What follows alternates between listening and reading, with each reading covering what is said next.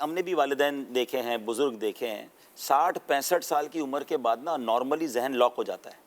آپ اپنے بزرگ کو سمجھا نہیں سکتے. آپ کہتے ہیں بس جو وہ کہہ رہے ہیں مان لو. اب ان کو آپ کو نا یہ نہیں ہونا چاہیے، تو وہ جو زندگی گزری ہے نا، جو ان کا اپنا تجربہ کہیں گے جو میں کہہ رہا ہوں وہ کر لو. تو اب اس عمر میں بحث نہیں کرنی چاہیے، کیونکہ چیزیں ایک جگہ پہ ذہن پہ جا کے رک جاتا ہے ذہن نا، اس کے بعد ویژن بہت بڑا نہیں ہوتا. میں یہ سوچتا تھا، یہ کہتا ہوں کہ آپ سوچیں کہ اگر اتنی بڑی تنظیم ہے اور اگر کوئی ایسا لیڈر ہوتا جس کا ذہنی لاک ہوتا تو ہم پوری دنیا سے مشورے لے کر آتے ہو، کہتے جو میں کہہ رہا ہوں کر لو.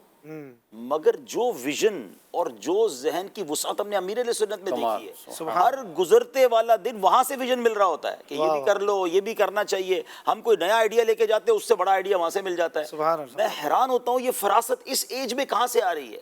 یعنی اتنی وسعت قلبی ہے دعوت اسلامی میں. ہر گزرنے والا دن جو انوویشنز ہو رہی ہیں، جو تبدیلیاں ہو رہی ہیں، جو بہتریاں ہو رہی ہیں، وہ کہاں سے ہو رہی ہیں؟ اگر ان کی عقل مندی، اگر میں کہتا ہوں چلیں ایک مشاورت ہو کے ہم پہنچے کسی کے پاس اور وہ کہیں بھائی مجھے سمجھ نہیں آتا، نہیں کرنا، جو کہہ دیا وہ کر لو، تو رک جاتا نا معاملہ.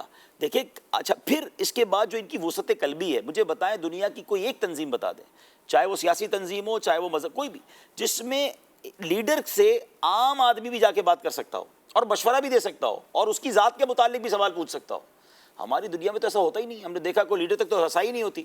امیر علیہ سنت جب خصوصی مدنی مذاکرہ کرتے ہیں، جامعۃ المدینہ کا ایک طالب علم، بلکہ طالب علم بھی چھوڑیں، ایک پہلی بار فیضان مدینہ آنے والا مائک اٹھا کے ان سے سوال کرتا ہے اور جو مشورہ دینا ہوتا ہے دیتا ہے، بلکہ ان کی ذات کے بارے میں سوال کرتا ہے.